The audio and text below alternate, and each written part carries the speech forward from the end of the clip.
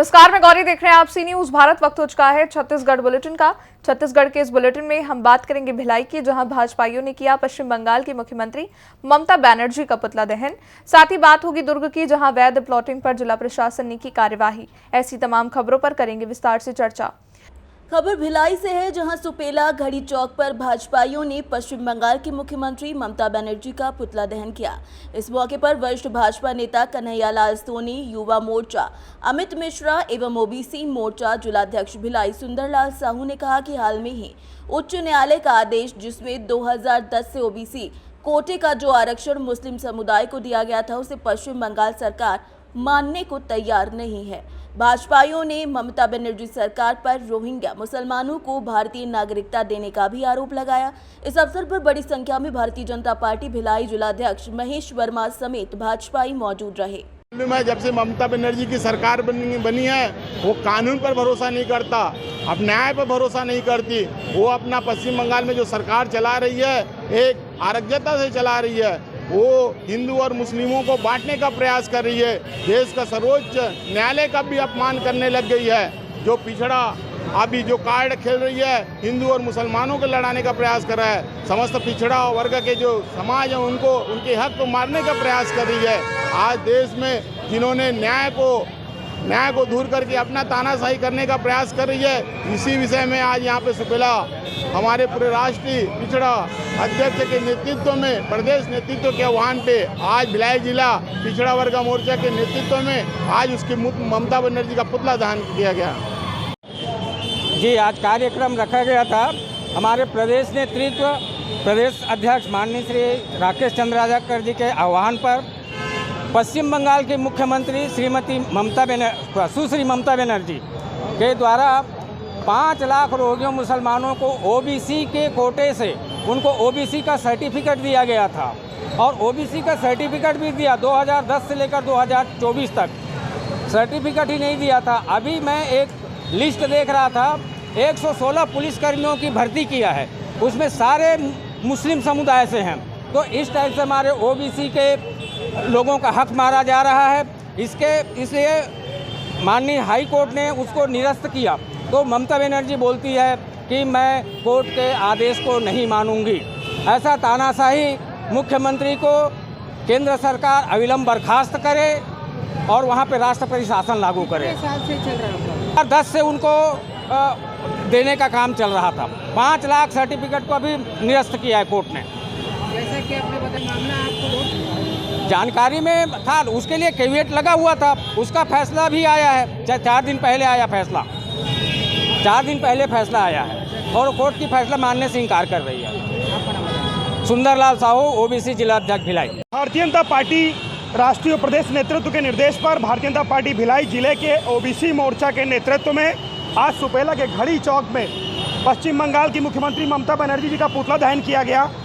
कारण यह था कि ममता बनर्जी जी के द्वारा पूर्व में भी संदेश खाली कांड में लगातार उठ जरूर बयानबाजी हुई थी, लेकिन आज उनका पुतला दहन का कार्यक्रम इसलिए किया गया है कि माननीय कोर्ट के निर्देश को उन्होंने धता बताकर मानने से इनकार कर दिया, क्योंकि 5 लाख ओबीसी आरक्षण जो कि रोहिंग्या और घुसपैठियों को आरक्षण दिया गया था, जिसे कि केंद्र सरकार और सुप्रीम कोर्ट के विषय पर रद्द किया गया, क्योंकि लगातार ममता बनर्जी जी का अराजकता, भय, भ्रष्टाचार का जो चेहरा सामने बंगाल की जनता देख रही है, उसके कोर्ट ने भी संज्ञान में लेते हुए गलत तरीके से आरक्षण के विषय में इन्होंने जो नागरिकता दी है वहाँ के रोहिंग्याओं को, वहाँ के मुस्लिम घुसपैठियों को, इसका विरोध करते हुए जनता विरोध करती है। और माननीय कोर्ट ने भी जांच करा करके ऐसे 5 लाख से अधिक उनको रद्द किया गया है, और आने वाले समय में राष्ट्रीय सुरक्षा कानून की नागरिकता को भी ममता बनर्जी जी की सरकार ने धता बता करके गैर संवैधानिक तरीके से जो वहाँ के घुसपैठियों को नागरिकता दी है, उसके लिए मैं केंद्र की मोदी जी की सरकार को धन्यवाद देता हूँ, आदरणीय अमित शाह जी, केंद्रीय गृह मंत्री जी को, कि उनके द्वारा जांच किया गया और माननीय कोर्ट के द्वारा ऐसे आरक्षण को रद्द किया गया।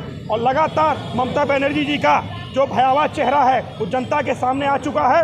उनकी ये नीति नहीं चलेगी और ऐसी ममता बनर्जी की सरकार को रद्द किया जाना चाहिए और जनता जनार्दन होश में आए और टीएमसी ऐसी पार्टियों को जनता झुका करके उन्हें जनता के हित में जनता अपना फैसला ले और ऐसी पार्टियों को दोबारा आने का मौका न दे। छत्तीसगढ़ के भिलाई से सी न्यूज संवाददाता लोकेश साहू की रिपोर्ट। खबर भिलाई से है, जहां इस्पात संयंत्र प्रबंधन इन दिनों संयंत्रों और टाउनशिप क्षेत्र में पानी की आपूर्ति के संकट से जूझ रहा है। हालांकि बीएसपी के पास 35 दिन का पानी बचा है, लेकिन टाउनशिप क्षेत्र में पानी की कटौती शुरू कर दी गई है। बीएसपी ने दोनों समय पानी देने से असमर्थता जाहिर की है। पानी की समस्या को गंभीरता से लेते हुए दुर्ग लोकसभा सांसद विजय बघेल ने जल संसाधन विभाग से चर्चा कर बीएसपी को पर्याप्त पानी उपलब्ध कराने के निर्देश दे दिए हैं। आपको बता दें कि भिलाई के टाउनशिप में गर्मी आने से पहले 2 पानी समय देने की शुरुआत की गई थी, लेकिन अब बीएसपी प्रबंधन ने गर्मी समाप्त होने से पहले ही हाथ खड़े कर दिए हैं, क्योंकि 2 दिन पहले ही बीएसपी प्रबंधन ने टाउनशिप क्षेत्र में 1 दिन पानी देने की सूचना जारी कर दी है। लेकिन बीएसपी प्रबंधन ने सूचना के बाद टाउनशिप के लोगों को पानी की समस्या से जूझना पड़ेगा। वहीं जल संसाधन विभाग के अधिकारी सुरेश पांडे ने बताया कि पानी की कमी को पूरा करने के लिए तांदुला जलाशय से पानी दिया जाएगा। संयंत्र को जल संसाधन विभाग द्वारा पानी लगातार दिया जाता है। वर्तमान में मरौदा बांध में लगभग 50% पानी है जो उनको उपयोग का 30 दिन का है। तो हमारे सांसद महोदय ने इस बाबत हमको निर्देश दिया था। तो गंगरेल जलाशय से पानी अभी नहीं दे पा रहे हैं क्योंकि वहाँ कार्य चल रहा है, गेट मरम्मत कार्य चल रहा है। आज से ही तांदुला जलाशय से पानी भिलाई इस्पात संयंत्र के लिए देना शुरू कर दिए हैं। तो उनके लिए पानी की कमी अभी 30 दिन तक पानी हमारे पास पर्याप्त है और भविष्य में मानसून भी आ जाएगा तो इससे पानी की समस्या अभी नहीं आएगी। लगभग 600 क्यूसेक पानी यहाँ से शुरू कर रहे हैं। तो भिलाई इस्पात संयंत्र को 15 दिन पूरा भर देंगे उनके मरौदा बांध को। नमस्कार। भिलाई टाउनशिप एरिया में 2 टाइम का पानी यथावत रहेगा।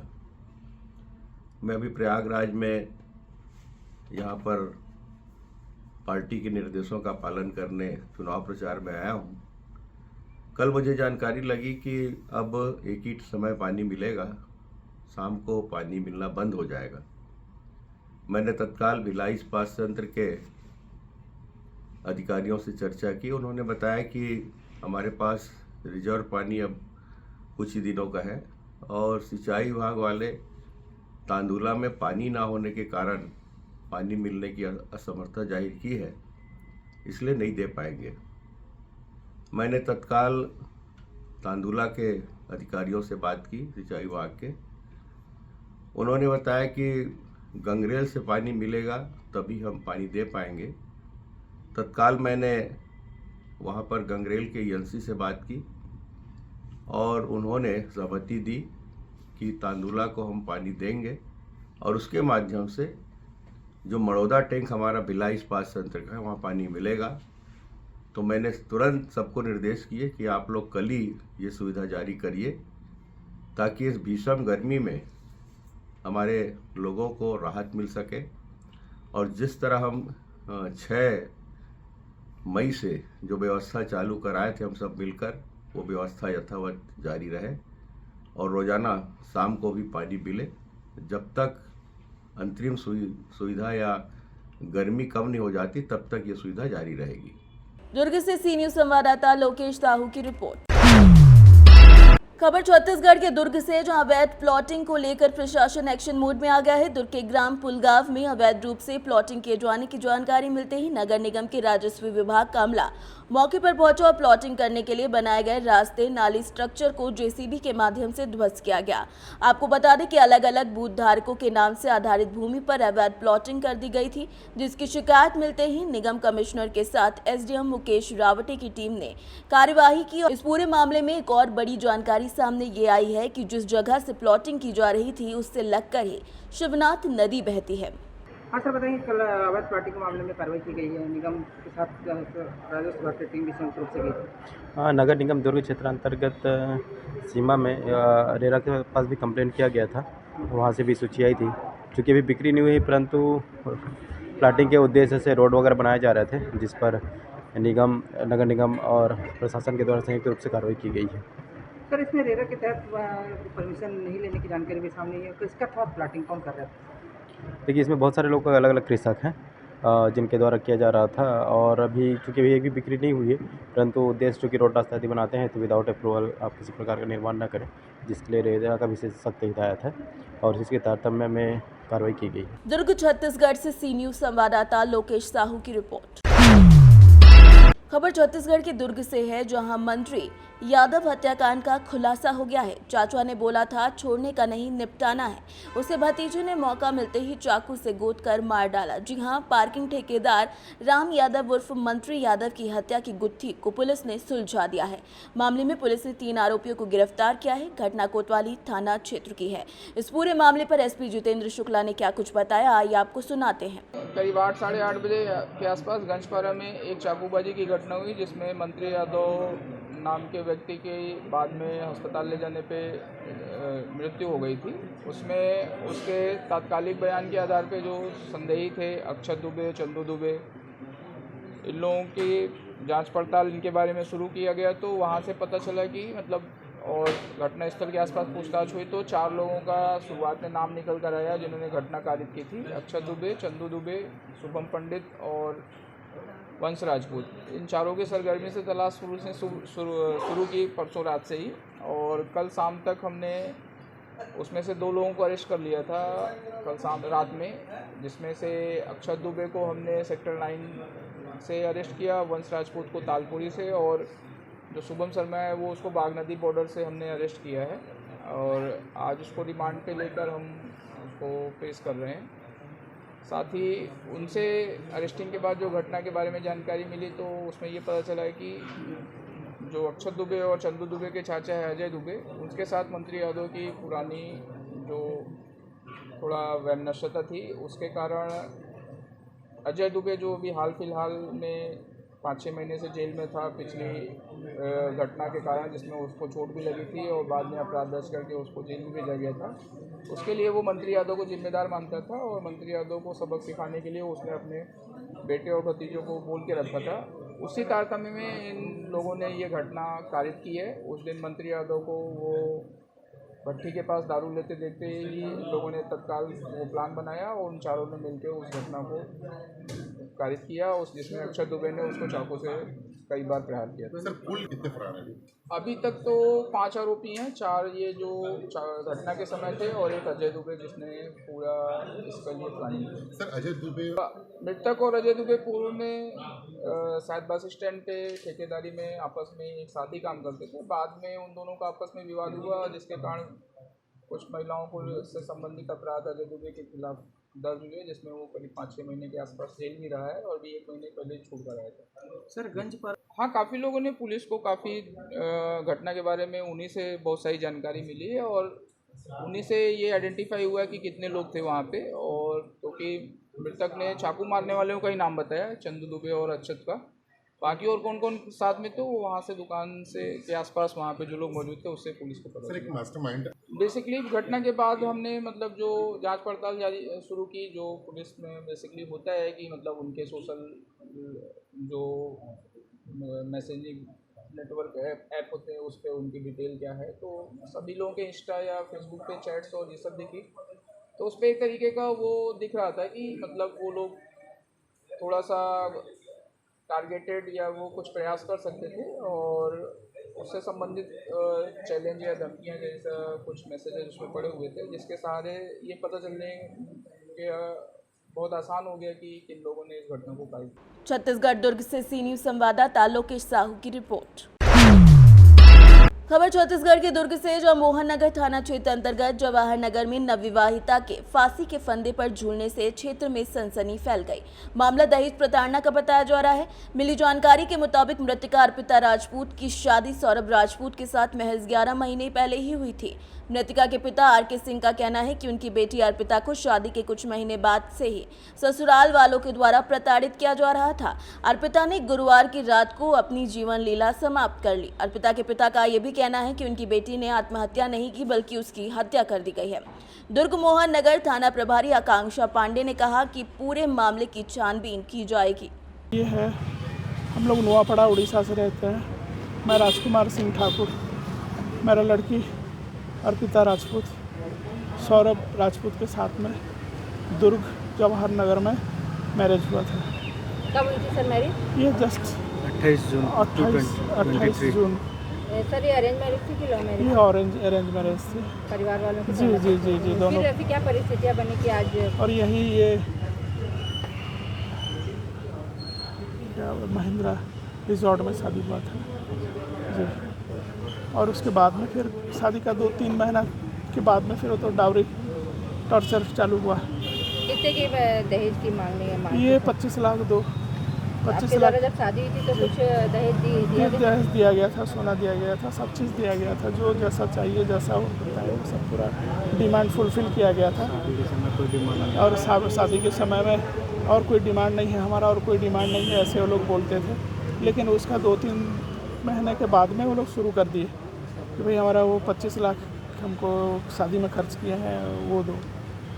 तो हम बोलते थे भाई 25 लाख किस हिसाब से, वो हमको हिसाब तो दो, हिसाब दोगे फिर उसके बाद में करेंगे व्यवस्था। तो वो सब कुछ नहीं, तो इसलिए मेरे लड़की को टॉर्चर करते आपको जानकारी कब मिली?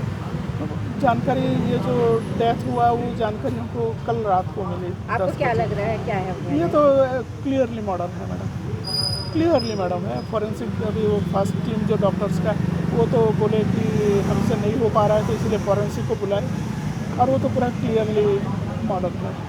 आप अभी आगे क्या कार्रवाई चाह रहे हैं? हम चाह रहे हैं उनको कड़ी से कड़ी सज़ा मिले, ताकि ये एक नज़ीर पेश हो, ताकि दूसरा ससुराल पक्ष वाले अभी कहाँ हैं सर? वो सब पता नहीं कहाँ फरार हो चुके हैं। आपकी आखिरी बार बात कब हुई थी ससुराल वाले? मैं तो आने के समय में रात में भी वो लड़का से बात किया, लेकिन वो फ़ोन नहीं उठाया। लड़के का एक बार नाम और पूरा परिचय और पता बता दीजिए, कहाँ के रहेगा? सौरभ राजपूत, कहाँ रहते हैं? जवाहर नगर, दुर्ग। शादी किस तारीख को थी सर? याद है? 28 जून को 2023।